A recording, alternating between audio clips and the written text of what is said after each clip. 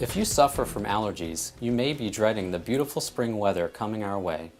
Each year, 35 million Americans fall prey to seasonal allergic rhinitis, more commonly known as hay fever. This type of allergy refers to a pollen allergy, such as trees, weeds, and grasses. Spring is the most common time for people to experience allergy symptoms. As the weather gets warmer, trees and grasses release pollen in the air, triggering symptoms that can be mildly irritating to downright debilitating. Pollen can travel for miles, spreading a path of misery for allergy sufferers along the way. The higher the pollen count, the greater the misery. When pollen grains get into the nose of someone who's allergic, they send the immune system into overdrive. The immune system, mistakenly seeing the pollen as foreign invaders, releases antibodies, substances that normally identify and attack bacteria, viruses, and other illness-causing organisms.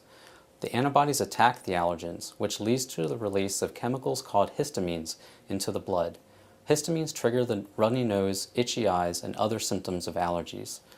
Allergy symptoms tend to be particularly high on breezy days when the wind picks up pollen and carries it through the air.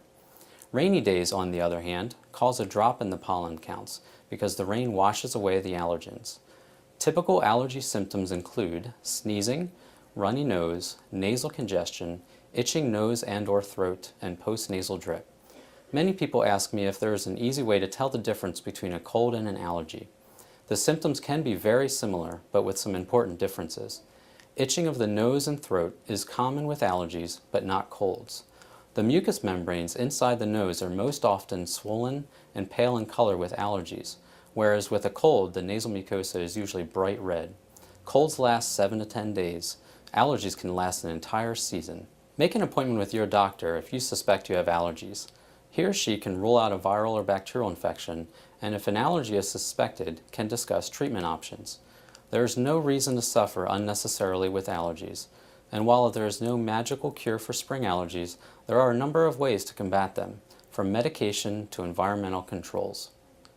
Lincoln Family Medicine is committed to offering preventive care and advice that will enhance your quality of life and keep you healthy.